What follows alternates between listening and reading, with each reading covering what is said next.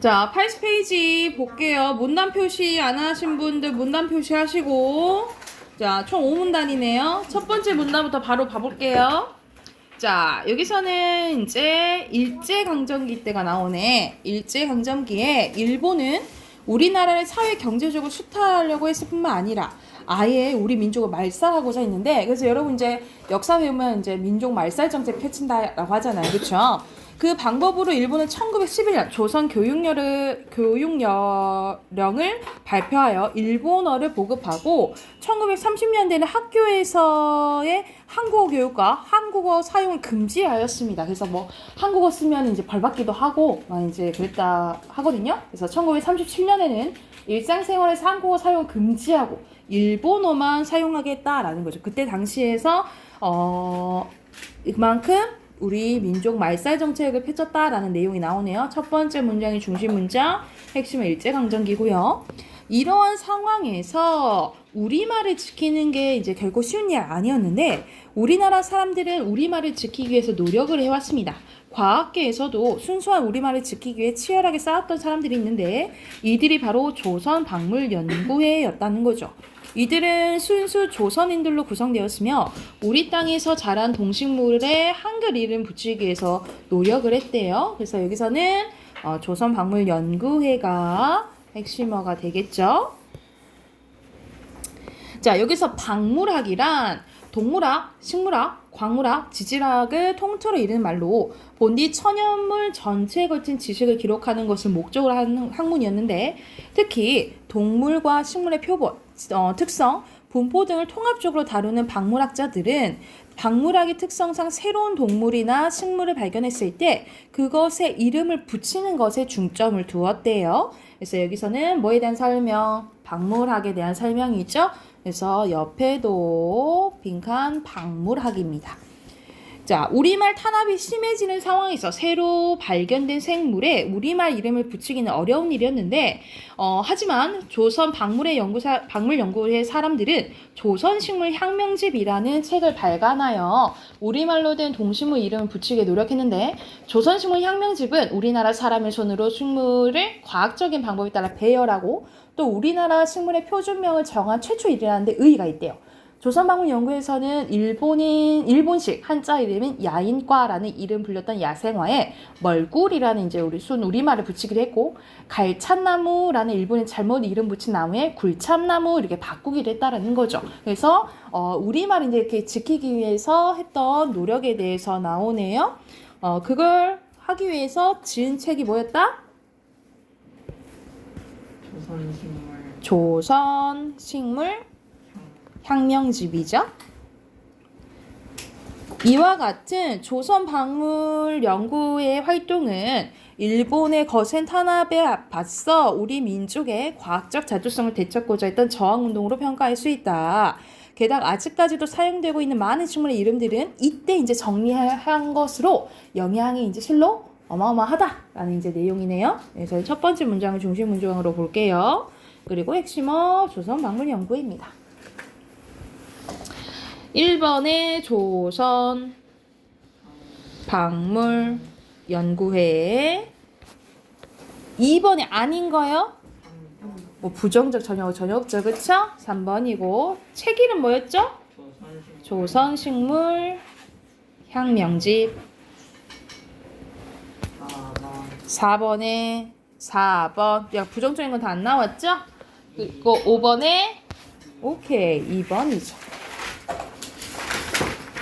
두 번째 거 이어서 보면 축제에 대해서 나오네요. 축제 가고 싶다. 이제 날씨가 좀 따뜻해지면 축제 많이 하겠죠? 벚꽃 축제. 왜요? 축제 싫어요? 왜요? 대인기 비죠. 아, 사람 많은 거가 싫어요? 거기 사이에 껴있는. 아, 사람 많은 거 되게 싫어하는구나. 근데 가끔 여러분 선생님들 사람 엄청 많은 거 좀 별로 좋아하진 않는데 가끔 가다가 사람 구경하고 싶지 않아요? 그런 거 없어요? 나는 가끔 가다 사람 막 많은 거 막 구경하고 싶은데. 그거예요? 이제는 사람 많으면 가는 게 세븐틴. 그리고 약간 사람 많으면은 이제 뭐가 신도 나고 왜 그런 느낌 있지 않아요? 아니에요? 너 이 아니니? 제 아이. 동명이 아니니? 아니 그게 어. 왔다 갔다 해. 왔다 갔다 해요? 선생님 항상 그런 건 아닌데 가끔 가다가 이제 그런 걸 이제 에너지를 느끼고 싶은 거지. 가끔 가다 이제 뭐 카페에서 밖에 사람 구경하는 것도 재밌고 지나가는 사람 오세요. 네? 쌤 아 진짜 그거 아니고 그냥 가서 아 저런 사람 창문으로 다큐 보시는 거예요? 창문 바깥 구경 보잖아요. 우리 그 경치 구경하는 것처럼. 근데 사진을 야, 산들보만 보면은 그 느낌이 안 나. 선생님 뭐 카페 그 분위기 좋은 카페 가면 이제 분위기 사진을 보고 찍어야지. 그래서 사진도 찍고 좀 풍경 사진도 찍고 에? 풍경 사진도 찍고 왜 찍어요? 사람을 찍는 게 아니고 풍경 사진 찍는다고요. 풍경 사진. 그거 뭐였지? 약간 이상한 걸로 보려고 하지 마요. 우리 아셨죠? 아빠하고 같은 과인데 약간 자, 여기서 축제에 대해서 나오는데 금방 이제 벚꽃 피겠죠? 자, 우리나라 곳곳에서는 각 계절마다 각 지방의 특산물 관련된 다양한 축제가 열리는데 1년 동안 각 지역에서 열리는 축제는 2,400여 개나 된다고 합니다. 이처럼 각 지방에서 많이 열리는 축제들의 긍정적인 측면과 부정적인 측면은 무엇일까 하고 의문 제기했네요. 핵심어 축제고요. 다양하게 열리고 있는 지역 축제에 대한 의문입니다. 자, 먼저 긍정적인 측면에 대해서 나오네요. 자, 지역 축제의 긍정적인 측면은 지역 축제가 지역을 활성화시킨다라는 점이에요. 매년 봄 진해에서는 벚꽃 축제의 하나인 군항제가 열리는데 사람들은 봄만 되면 벚꽃을 보고자 진해까지 달려갑니다. 그리고 우리는 이제 가까운 이제 섬진강길 가죠. 거기 이제 길이 벚꽃길이 이쁘잖아요. 그래서 사람들은 진해에 가서 꽃만 보고 오는 것이 아니라 식사를 하기도 하고 하루 머물면서 진해시를 관광하기도 합니다. 이처럼 진해 군항제와 같은 지역 축제는 낙후된 지역을 변화시키는 원동력 역할을 한다는 거죠. 사람들이 많이 찾음으로써 지역의 특산물, 지역의 문화, 문화재, 자연환경 등이 자연스럽게 홍보되고 이는 경제 활성화로 이어집니다. 그리고 그 지역이 이제 상징이 되는 거죠. 우리가 담양하면 뭐 생각나? 몰라요. 어머, 떡갈비. 떡갈비요? 그죠? 담양하면 떡갈비지. 여러분 대나무 축제 안 가봤어요? 네. 대나무 숲. 담양 대나무 중로가 유명하잖아요. 나중에 한번 가보세요. 재밌어요. 막 그 대나무로 하는 게임도 많고 그 대나무로 예전에 선생님 갔을 때는 막 지금도 하는지 모르겠는데 대나무로 만든 배 그 강이 있거든요. 그래서 배 띄워놓고 배 타기 뭐 이렇게 하고 그런 거 안 해요 이제? 언제적 하여튼 활성화되어 있거든요. 자, 그래서 사람들이 많이 찾음으로써 이제 이런 식으로 활성화된다는 거죠. 대부분의 지역 축제 목표가 많은 관광객들이 그 지역에 방문하게 하여 이를 통해 경제와 지역을 활성화시키는 것을 고려하면 진해 군항제는 그런 목표와 잘 부합하는 축제다라는 거죠. 그러나 모든 축제가 성공적으로 운영되는 것은 아니래요. 부정적인 측면이 나오겠지, 그치? 너무 많은 지역 축제가 열리다 보니 기획이 부실한 경우도 있고, 축제를 운영할 때 모든 부분 신경 쓰지 못하여 예기치 못한 사고가 일어나기도 합니다. 게다가 지나치게 환경오염을 유발한다는 지적도 있는데, 축제를 찾은 관광객들이 버리고 가는 쓰레기를 비롯해 축제를 하는 동안 사용된 현수막, 폭주, 이런 건 다 이제 일용들이니까 처리하기 쉽지 않다는 거죠. 게다가 많은 사람들이 방문함에 따라서 발생하는 교통체증, 그치. 시간을 많이 이제 도로에서 많이 버리는 거죠. 소음 등도 그 지역에 뭘 준다? 부정적인 영향을 준다라고 보시면 됩니다. 그렇다면 성공적으로 지역 축제를 운영하려면 어떻게 해야 될까? 그 방법이 나오겠죠. 관광객을 유치하려고만 노력할 것이 아니라 지역 축제를 하는 이유를 생각해보고 기획 단계부터 꼼꼼히 살펴봐야 됩니다. 지역 축제는 그 지역의 문화와 자연 환경 등을 사람들에게 알리는 자리인데 따라서 지역 축제를 기획할 때에는 사람들이 그 지역의 이름을 듣고 떠올릴 수 있는 문화적, 예술적 가치와 그 지역의 전통적인 문화를 고려해야 된다는 거죠. 이때 각종 환경오염이 발생하지 않도록 유의하며 안전사고 일어나지 않도록 각종 안전장치를 마련함으로써 지역 축제 질과 운영의 완성도를 높여야 된다라는 이야기네요. 그래서 여기서는 전반적으로 성공적으로 운영하려면 어떻게 해야 될까 하는 운영 방법에 대해서 나왔다라고 보시면 됩니다. 그래서 옆에 빈칸도 운영이에요. 자, 했으면 답 확인해보자. 무슨 측면이에요? 긍정적이고요. 7번에 적절하지 않은 거 1번 1번 국가 노력? 아니지. 1번이고요. 8번에 적절한 거요? 5번 5번. 9번이 아닌 거 5번 5번. 다른 지역의 사람들을 유치해야 되는 거지? 10번에 5번 5번. 5번입니다. 오케이. 자, 어휘 순서대로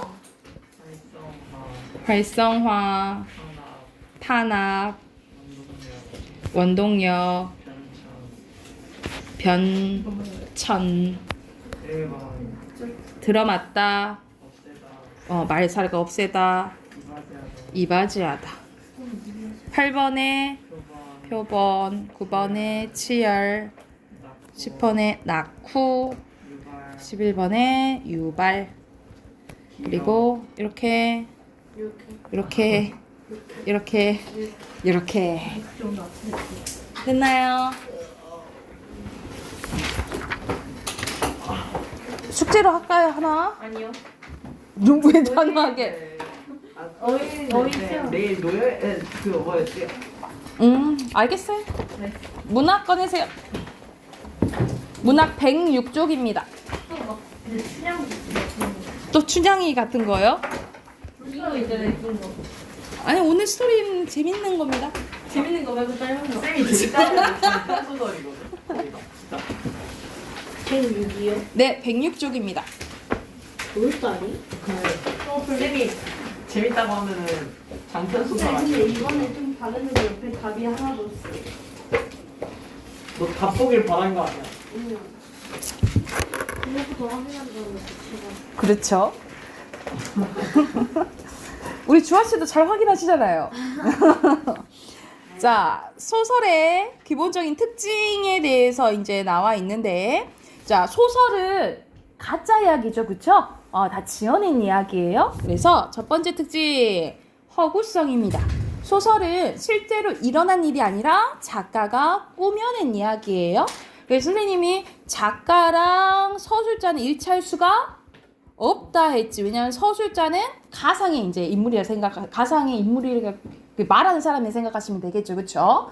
그리고 모방성은 따라한 걸 뭘 따라한 거냐면 소설 속 세계는 허구지만 현실 세계를 본뜨거나 반영한 거예요. 그래서 현실에서 있음직한 이야기를 이제 보통 다룬다라고 생각하시면 되겠죠. 그리고 세 번째는 진실성인데 진실성은 사실성과는 달라요. 여기서 진실성은 뭐냐면 소설에서는 작가가 전하려고 하는 삶의 진실이나 바람직한 인간상, 바람직한 세계 이런 것에 대해서 나오기 때문에 진실성이라고 생각하시면 되고 그리고 우리의 소설은 줄거리 형태로 쭉 진행되잖아. 예를 들어서 하윤이가 눈을 떴다.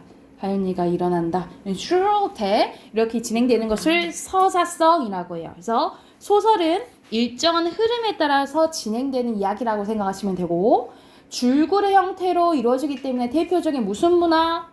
산문문학이라고 보시면 됩니다. 시는 운율이 있잖아요. 운율이 있어서 시는 운문이고요. 줄거리 형태로 된 거는 뭐라고 해? 산문이라고 한다라고 생각하시면 됩니다. 됐을까요? 자, 우리 시의 3요소를 떠올려보자. 시의 3요소는 뭐였죠? 주제, 운율, 심상. 그렇지. 주제, 운율, 심상이고 소설의 3요소는 주제, 구성, 문체입니다. 소설의 3요소는 뭐야? 주제, 구성, 문체야. 주제는 말 그대로 작가가 전달하고자 하는 중심, 생각이고요. 구성은 주제를 효과적으로 드러내기 위해서 이야기 하나의 흐름을 짜는 거, 어떻게 이루어져 있는지를 얘기한다고 생각하시면 되고 문체는 작가만의 독특한 어투, 표현이라고 생각하시면 돼요. 그래서 이 문체는 무엇을 통해 드러나냐면 우리가 내가 잘 아는 사람이 쓴 글은 이거 예를 들어서 범위가 쓴 것 같은데? 이거 주어가 쓴 것 같은데? 이러면서 글에서 나타난단 말이죠. 그래서 이거는 이제 문체는 무엇을 통해서 드러나냐면 세 가지. 자, 줄거리 형태 쭉 쓰는 거를 우리가 서술이라고 하고요. 자, 그림을 그리듯이. 이래서 그는 머리가 짧고 뿔테 안경을 쓰고 있었다. 얼굴은 새하얗고 볼따구에 점이 있었다. 뭐 이런 식으로 그럼 어떻게 생겼을지 약간 상상이 되잖아요. 그치? 그래서 그림 그리듯이 쓰는 것을 묘사라고 하고요. 그리고 등장인물들의 대화가 나오겠죠. 이런 식으로 서술, 묘사, 대화를 통해서 드러나는 게 뭐다? 문체다 라고 생각하시면 돼요. 무엇을 통해서 드러난다고? 서술, 묘사, 대화를 통해서 드러난다고요.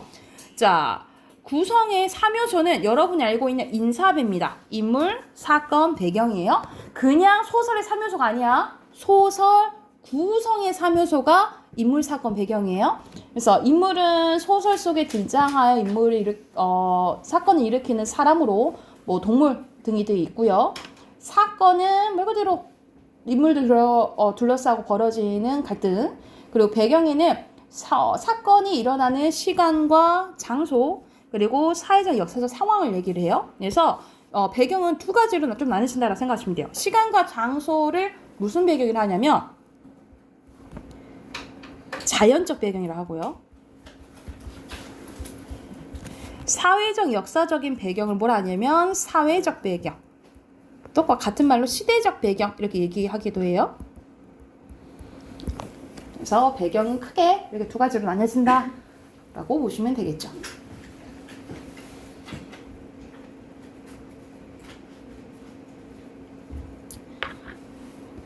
자, 소설의 구성 단계입니다. 구성 단계는 여러분이 이제 이렇게 알고 있죠. 5단계죠. 발단, 전개, 위기, 절정, 결말이죠. 그런데 이거는 뭐에 따라서 이렇게 되는 거야? 네? 왜 이렇게 점점 올라갈까? 내용이 재밌으라고요. 내용 재밌으라고요. 뭐가 이렇게 심해질까? 갈등. 갈등, 그치? 갈등의 이제 정도야. 그리고 또 이렇게 떨어지는 거예요. 그래서 자, 먼저 발단부터 봐볼게요. 사건이 시작되고 인물과 보통 사건의 사건이 바로 시작되기보다는 사건의 이제 실마리가 이제 제시가 되고요. 인물과 배경이 소개된다라고 생각하시면 됩니다. 그리고 전개에서 보통 이제 본격적인 사건과 동시에 갈등이 발생하기도 해요. 갈등이 발생하고, 자, 모든 소설에서 그런 건 아닌데, 이어질 사건이나 결말을 암시하는 부분이 나와요. 그걸 뭐라 할까요? 말 그대로 좀 속된 말로 하면은 떡밥 제시하는 거죠? 약간의 스포. 그래서 다음 이어질 사건이나 결말을 암시하는 것. 그럼 뭐라 했어요? 알았어 느끼네. 그쵸. 이 초성만 봐면은 여러분 정인이 왜 웃어요?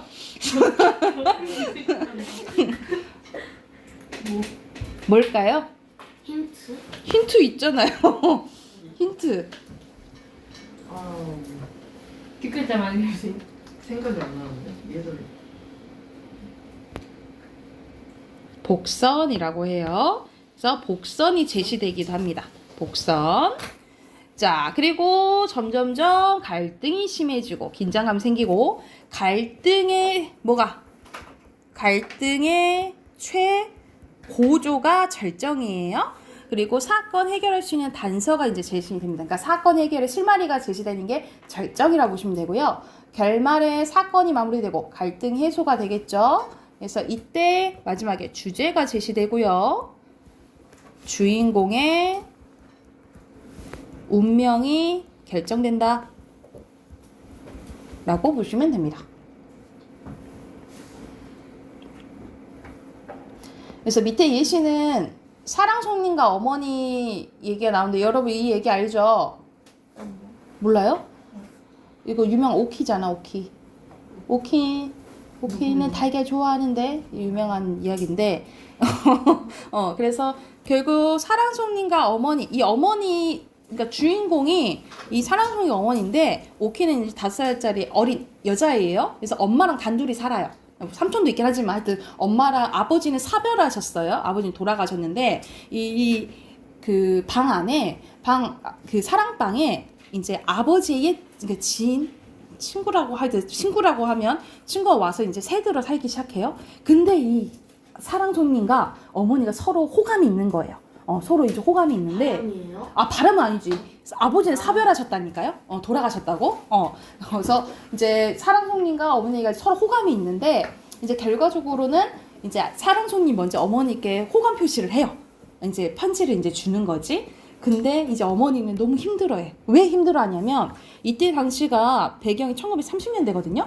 1930년대 때는 이 여자가 특히 여자가 재혼하는 것에 대해서 좀 부정적으로 봤다는 거죠. 요즘에는 남녀 그런 거 신경 안 쓰잖아요. 근데 이제 약간 보수적이고 유교적인 가치가 있다 보니까 이제 여자가 재혼하는 것에 대해서 다들 이렇게 욕을 했단 말이지. 그래서 이 엄마가 고민을 해요. 엄청 고민을 해. 그래서 결국 이제 괜히 자기 때문에 주변 사람들한테 이제 오키가 딸이 이제 욕먹고 저기 할까봐 이제 사랑 손님의 마음을 거절을 해요. 이게 거절하는 그것도 직접적으로 안 나오고 이제 오키를 통해서 이제 편지를 전하고 그 표정, 그 편지를 뭐를 본 아저씨의 표정이 뭐 좋지 않았다 뭐 이런 식으로 나오거든요. 그래서 거절당한 아저씨가 결국 떠나게 돼요. 떠나게 되는데 그 떠나는 이제 모습을 보면서 이제 달걀 장수를 만나게 되는데 달걀 장수 우리는 이제 달걀 먹는 사람이 없어요라고 이제 얘기를 해. 그랬더니 이제 오키가 나는 내가 달걀 좋아하는데 왜 달걀 안 먹는다 하지? 그런데 엄마 왜 안 사냐고 얘기하려다가 엄마의 표정이 너무 슬퍼서 말할 수 없었다 하고 이제 끝나게 되거든요. 그래서 이건 대표적인 인물과 이제 사회 갈등에서 뭐가 이겨버린 거야? 사회 갈등. 이 사회가 이겨버린 이제 이야기로 생각하시면 되겠죠? 그래서 오늘 배운 부분이 소설의 전반적인 특징과 그리고 구성 단계예요. 그래서 참고하시면서 오른쪽에 있는 문제 9문제 바로 풀어볼게요.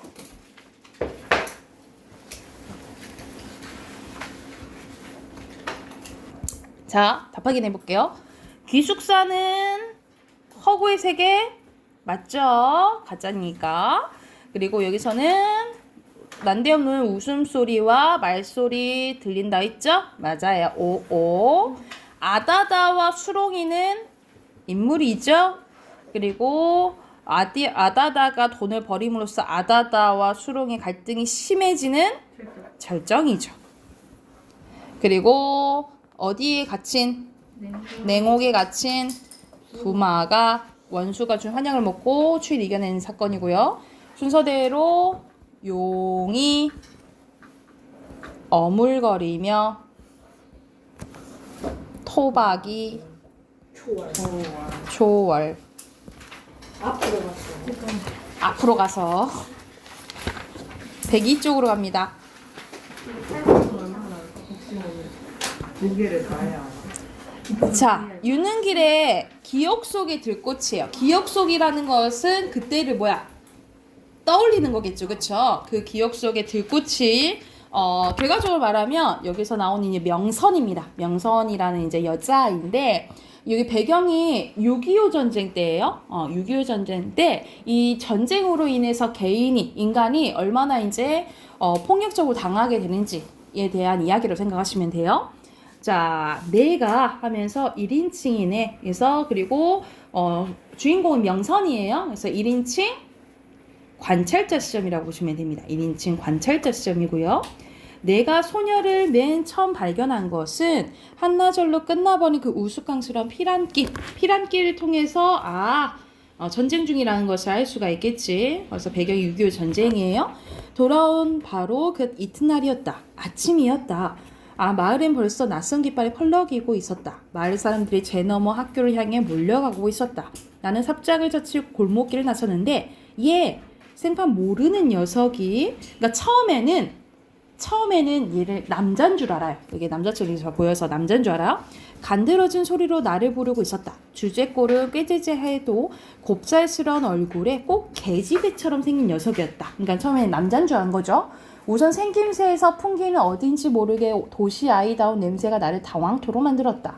더구나 사람을 부르는 방식부터가 우리하고는 딴판이었다라는 거죠. 그처럼 교과서에서나 보던 서울말씨로 나를 부른 아이는 아직껏 마을에서 한 명도 없었다라는 거죠. 그러니까 우리도 지금 이렇게 부르진 않잖아요. 그렇죠? 야 이렇게 부르겠지. 그렇지? 소연아? 둘 다. 그래서 왜 놀라니? 내가 무서워 보이니? 조금도 무섭지 않았다. 다만 약간 얼떨떨한 기분뿐이었는데 피란민이 줄을 잇는 공안 갖가지 귀에서 말씀들을 들어왔으나 녀석처럼 그렇게 착 감기는 목소리에 겁없는 눈짓을 던진 아이는 처음이었대. 녀석은 토박이 아이들이 피라민 아이들에게 부린 텃세가 조금도 두렵지 않은 모양이었다. 너희 엄마 집에 계시지? 내가 잠시 어물거리는 사이에 녀석은 계속해서 개집애같이 앵앵거리면서 앞으로 다가왔는데 나는 얼김에 고개를 끄덕였대. 어쩌냐부터 굶을 때 배고파 죽겠다. 엄마한테 가서 밥 좀 달리자. 오히려 녀석이 앞장을 서고 내가 그 뒤를 따랐대. 그러니까 뻔뻔하죠. 나는 녀석의 바지 주머니가 불룩한 것을 보았는데 그러니까 뭔가 주머니에 뭔가 있었다는 거야. 걸음을 옮길 때마다 불룩한 주머니가 연방 덜렁거리고 있었다. 틀림없이 간밤에 누구네 밭에서 서리를 한 설익은 참외가 아니면 감자가 있었을 거다라고 이제 추론을 한 거예요. 중요한 부분 줄거리 보면 녀석을 집에 들어가자 당연히 어머니는 난리가 나지. 오히려 이제 이 전쟁통에 막 군식구를 데리고 오니까 쫓아내려 하는데 그러자 이 녀석이 어머니께 뭘 내미냐면 아니 이거 너 그거 금가락지 아니냐 하면서 금반지를 줘요. 그래서 이때는 금이 되게 귀하잖아, 그치? 지금도 우리가 화폐 가치가 왔다 갔다 하니까 그나마 이제 화폐 가치로서 하는 게 우리가 금 사놓잖아요. 금괴나 이런 거 사놓잖아요. 이제 이건 전 세계적으로 이제 통하는 거니까. 말이 채 끝나기로 전에 금반지는 어느새 어머니의 손에 건너가 있었는데 솔개가 병아리를 채듯이 지기법 나왔네요. 서울 아이의 손에서 금반지를 낚아채어 어머니는 한참 떠보고 내립 떠보는가 하면 혓바닥으로 침을 묻혀 무명 저고리 앞섬에 싹싹 문질러 보다가 나중엔 이빨로 깨물어 보기까지 합니다. 마침내 어머니 얼굴에 만족스러운 미소가 떠올랐다. 아가, 너 이런 거 어디서 났냐? 옷고름에 실밥 뜯어 그 속에 얼른 금반지를 넣고 웅숭 깊은 저 밑바닥까지 확실히 닿도록 두어 번 흔들고 나서 어머니는 서울 아이한테 물었는데 놀랍게도 어머니의 목소리는 서울 아이의 그것보다 훨씬 더 간드러지게 들렸다. 땅바닥에서 주웠어요. 쑥분에 떠난 다음 그 자리 가봤더니 글쎄 여기 떨어져 있잖아요. 녀석이 이제 아주 의기양양한 태도로 당당하게 대답했는데 그 말을 어머니는 별로 귀담아듣는 기색이 아니었다. 어머니는 연신 싱글벙글 웃어가며 녀석의 잔등을 요란스럽게 토닥거리고 쓰다듬어 주는 것이었다. 아가, 요 다음에 또 요런 거 생기들란 다른 누구 말고 꼭 이 아줌마한테 가져와야 된다. 그러니까는 전쟁으로 해서 다 이제 먹을 것도 부족하고 돈도 부족하고 하잖아. 그래서 이렇게 각박해지는 인간성, 비인간성에 대해서 이제 나오는 거예요. 내 꼴은 꼭 그렇게 하겠어요. 어서 방으로 들어가자. 어머 이린 것이 천리타고 부모 잃고 식구 놓치고 얼마나 배고프고 속이 작았냐 하면서 이제 이 아이가 나의 집에서 살게 돼요. 근데 자 금가락지 효과는 얼마 가겠니? 안 가겠잖아, 그치? 그러니까는 이 금가락 사갖고 얘를 이제 데리고 와서 먹여 살리는데 이제 약발이 떨어진 거지. 그래서 또 내쫓을까 생각하면 이제 한 명씩 이제 명선이가 금가락지를 또 주고 막 이렇게 갑자기 이제 하니까 의심을 하기 시작한 거야. 너 이거 더 많지 않냐? 라고 하다가 얘가 처음에 이제 남자인 줄 알았잖아요. 근데 결국 여자인 게 밝혀지고 이제 얘가 명선이가 도망 나가요. 그러다가 이 나랑 이제 명선이 있는 계속 만나는데 사실 그 안에 주머니에 블록한 거 있다 했잖아. 사실 이 주머니 속에 금가락지들이 가득 있는 게 있었는데 이 명선이가 잘 사는 집 아이였는데 전쟁으로 인해서 폭격에 부모님이 다 돌아가시게 돼요. 근데 엄마가 명선이 위에서 죽어. 그러니까는 이제 엄마가 명선을 살린 거지, 이렇게 엎어가지고. 그래서 약간 이 폭격하고 이런 소리에 트라우마가 있어요, 이 명선이가. 그래서 이 명선이가 자기가 살 수 있는 건 이 금가락지가 담긴 주머니잖아. 이거를 엄청 이게 위험한 이제 다리가 끊어진 곳이 있었는데 여기 밑에다가 이제 주머니를 숨겨놔요. 그래서 가끔 이거를 이제 확인하러 나를 데리고 이제 명선이가 이 근처로 이제 가거든요. 근데 어느 날 이제 같이 둘이 여기로 가서 명선이가 자꾸 위험한데 이러는데 끝으로 가는 거야. 근데 마침 그때 비행기 폭격 소리가 들리니까 명선이가 그 트라우마가 있었다 했잖아. 그래서 이때 놀래서 명선이가 다리 떨어서 죽게 돼요.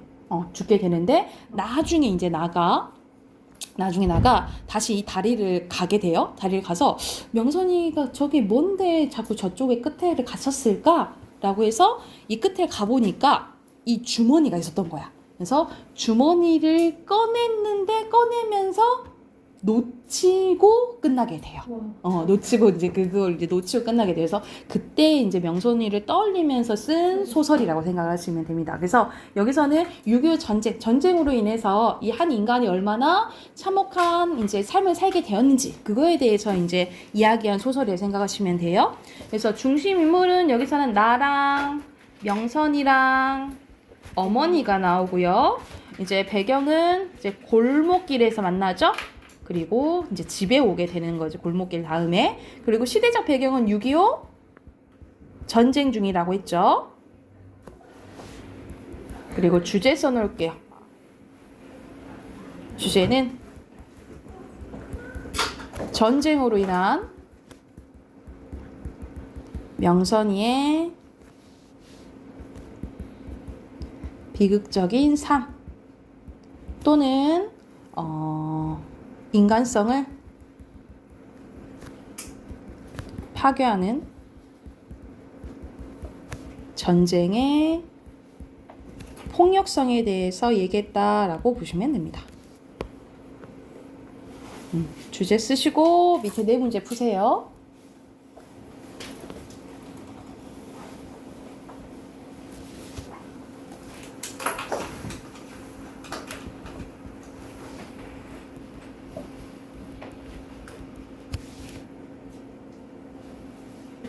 자, 1번에 순서대로 명선, 피란민, 2번이 알맞은 거, 3번, 3번이 아닌 거, 4번, 4번에 금반지, 금가락지도 맞지요? 뭐야 너 맞잖아. 와, 쌤 진짜 맞았어.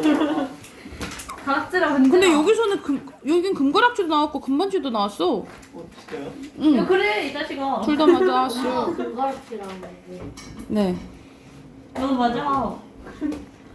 자, 두 번째는 돌다리입니다. 여기서 돌다리는 이것도 이제 배경이 조금 이제 예전인데, 약간 전통적인 가치유가, 여기서는 이제 가치관 갈등에 대해서 나오는데, 전체 스토리에 대해서 얘기를 해주면 아들이 찾아옵니다. 아들의 이제 시골에 있는 아버지한테 와가지고 결론은 그거야.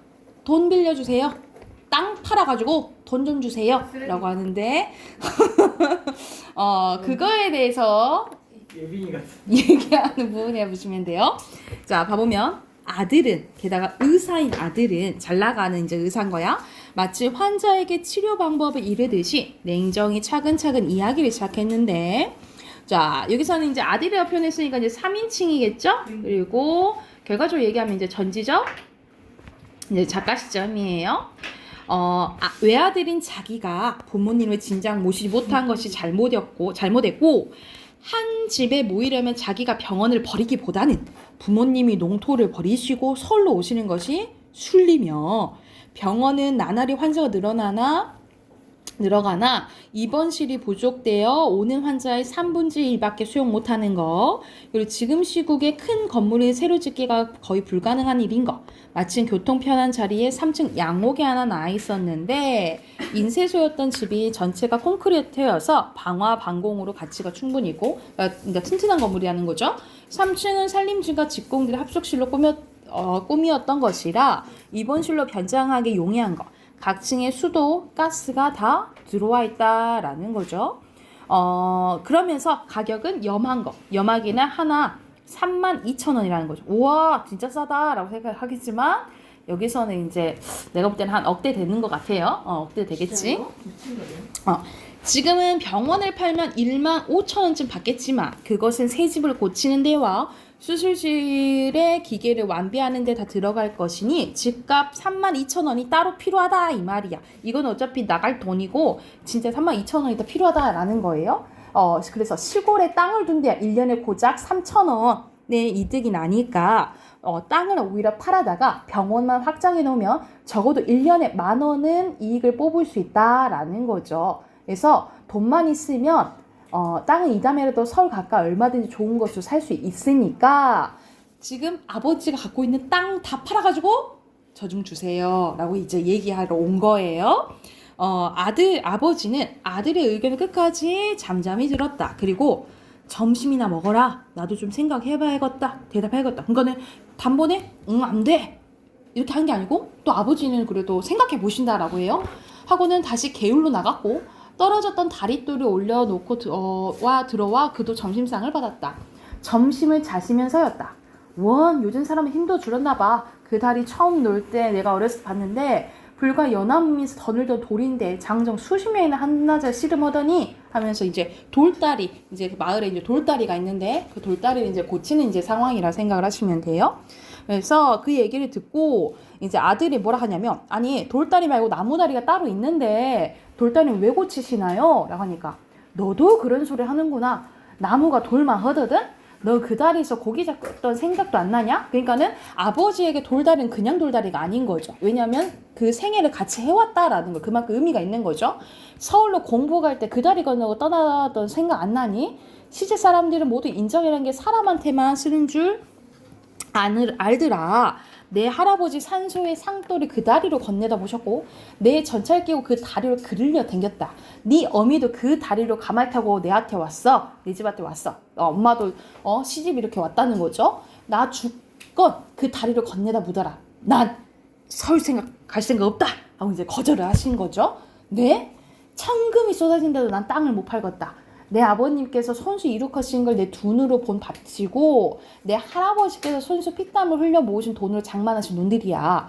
돈 있다고 어디가 느리지 돈 같은 게 있고 독시장박 같은 걸 사. 느리지 논둑이나 선 느티나무는 할아버지가 심으신 거고 저 사랑 마당에 은행나무는 아버님께서 심으신 거다.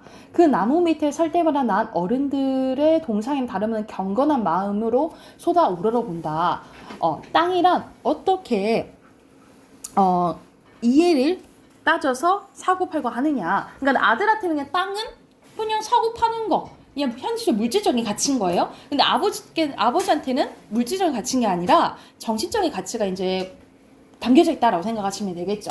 땅이 없어 봐라. 집이 어디 있고 나라가 없는 줄 아니? 땅이란 천지 만물의 근거야. 그리고 돈 있다고 땅이 뭔지도 모르고 욕심만 내 문서 쪽으로 사 모으기만 하는 사람들, 돈놀이처럼 별림을 생각하고 제 조상들의 그 땅과 어떤 인연이 라는 건 도저히 생각하지 않고 헌시작 버리는 사람들, 난 다 그 사람들이 괴이한 사람들 밖으로만 안 보인다 라고 얘기를 하는 거죠. 그래서 여기서는 이제 아버지는 땅은 그냥 땅이 아닌 것이 이제 정신적 가치를 추구하는 거고, 이제 아들이 이제 창섭인 거지. 아들은 그냥 땅이란 그냥 현실적인 가치인 거야. 그냥 팔고 사는 거지 이렇게 생각을 하는 거죠. 그래서 여기서는 가치관 갈등이라고 생각하시면 되겠죠. 아까도 말했듯이 창섭은 입이 얼어버렸대. 손만 비볐대요. 자기의 생각은 너무나 자기 본이었다는 걸 대뜸 깨달았대. 그래도 아들은 그래도 추궁을 해요. 아, 너만 나만 생각했구나 라고 이제 알게 되는 거야.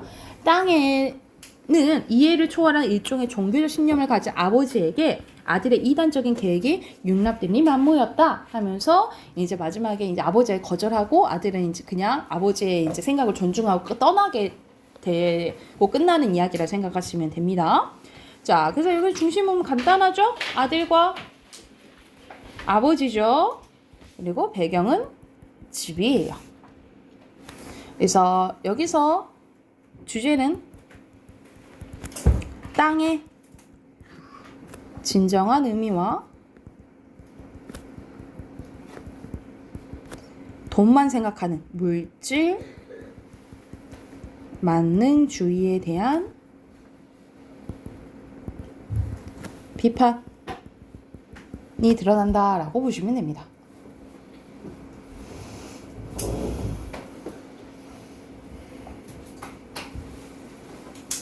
쓰시면 또 밑에 네 문제 풀게요.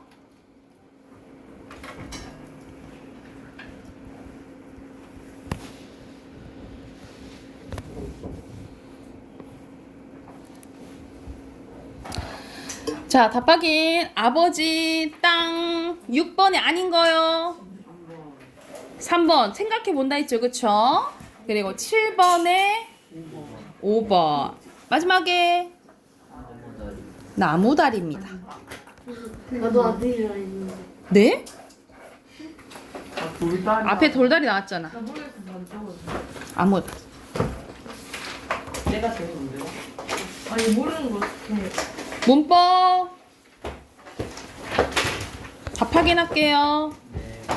오. 지워졌다.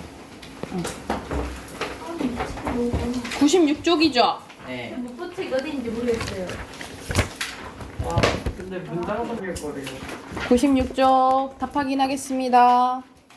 니은, 기역, 디귿, 네?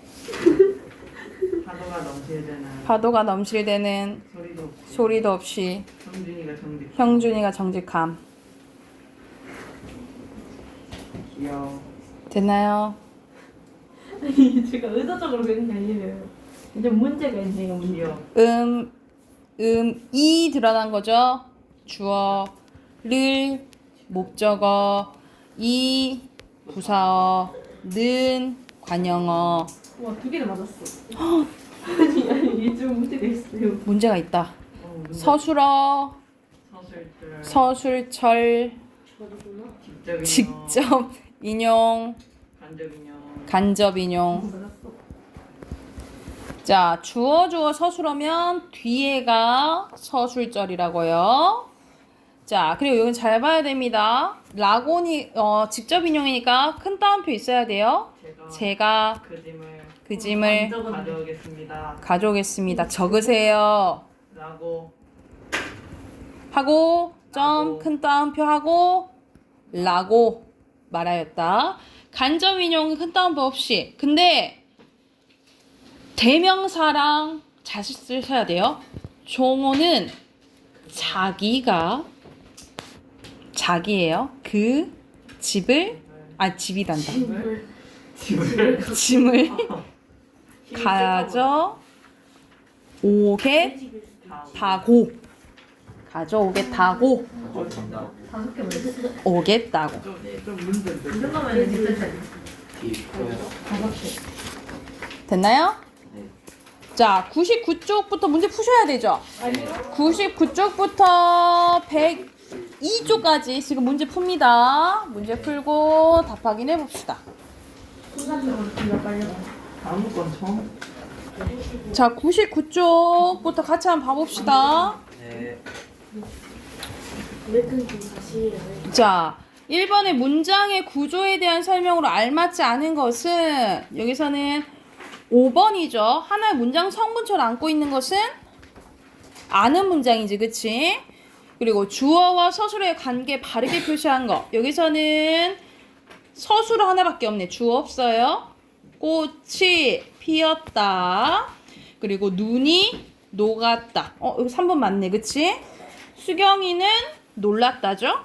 그리고 수정이가 노래한다지, 그치? 그래서 주어 서술어 다 표시하시고요. 견문장으로 적절하지 않는 거. 그는 목소리가 크다. 서술절. 나는 이루겠다. 혼문장이네요. 2번이에요. 나머지는 방이 추워서 언니가 힘들어한다. 눈이 와서 상은이는 만들었다. 시험이 어렵지만 나는 받았다. 이렇게 하시면 되고요. 나는 귤은 좋아하지만 바나나는 좋아하지 않는다 라고 했을 때 여기서는 지만 봤을 때는 이건 대등하게 이어진 문장이잖아요. 그쵸? 이어진 문장 찾으면 되겠지? 그는 입맛이 까다롭다. 서술절. 그가 옳았음이 밝혀졌다. 명사절이죠. 설수가 돌아와서 나는 기뻤대. 3번이네, 그지? 우리는 바란다. 일이 성공하기. 명사절이고요. 나는 기다린다. 방학이 오기. 이것도 명사절이에요. 자, 뒤로 넘어가서 이어진 문장에 대한 설명을 알맞지 않은 것은 뭐예요? 4번은 아는 문장에 대한 설명이지. 자, 대등은 연결함이 보시면 되겠죠. 서, 려고, 니, 면, 고. 고죠, 그쵸? 나머지는 종속적 이어진 문장이고 밤이 되니까 온도가 내려간 거죠. 이건 종속적으로 이어진 문장이야. 그래서 해서 원인이네. 1번이네요. 그죠? 그리고 아는 문장에 대한 설명을 알맞지 않은 것은 대등은 대등이야. 대등은 이어진 문장이지. 2번이죠. 8번이 2번. 자, 9번 갑니다. 산은 높고 푸르대요. 고니까 대등하게 이어진 문장이죠. 그쵸? 그러면 답은 5번이죠. 서술어. 높고 푸르다 둘 다 서술어잖아. 그치? 절의 중에 잘못 파는 거. 주어 서술어 서술절. 진철이는 뛰었다. 숨이 차게. 부사절. 승호는 찾았다. 동생이 치운. 관형절. 채영이는 말했다. 자신이 그 일을 했다. 고. 인용절이죠. 4번이에요. 삼남매는 이랬습니다. 아이들은 했습니다. 비가 오는 관형절이네요. 와, 우리가 같이 일을 하니까 일이 힘들지 않아. 종속주 이어진 문장. 삼남매는 행복해하며 나무를 소중히 돌봤습니다. 이어진 문장이겠죠? 나무는 하루가 다르게 부사절 쑥쑥 자랐습니다. 그래서 혼문장은 뭐밖에 없어? 1번이죠. 그리고 여기서는 나는 들었습니다. 그가 입원했다는 소식구문 중에 관형절이죠. 관형절 아까 여기 있었지? 2번입니다. 13번 또 관련 있는 거. 서술의 주체가 된다. 그러니까 주어 역할하는 거 찾으라 이 말이야. 1번이죠. 서술절이 아닌 거 몇 번? 5번이지. 이건 뭐니? 그 인용절. 관용절? 네? 인용절. 뭘 했는데 또왜 모르. 전화도 없었고 전기도 없었다. 이어진 문장. 나는 나섰다. 자제를 왜 이러니?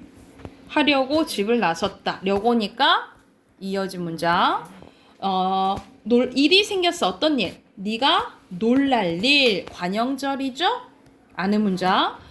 밖이 잘 보이게 창문을 열어라. 부사절이죠? 아는 문장. 가을이면 단풍이 물들어서 산이 붉게 변한다. 이거 면이잖아. 이어진 문장이죠. 네. 자, 기억 들어갈 거 큰 따옴표 들어가야겠죠. 내가 과자를 준비할게. 큰 따옴표. 여기 큰 따옴 없이 여기서는 앞에 거 나오면 뭐라 바꿔야 된다고? 자기로 바꿔야 된다고? 자기가 과자를 준비한다. 마지막 것 같아. 됐나요? 자, 뒤로 넘겨요.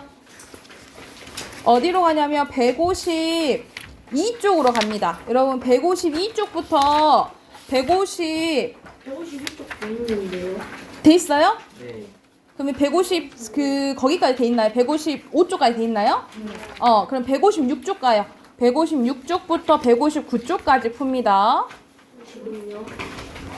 156쪽부터 푸세요.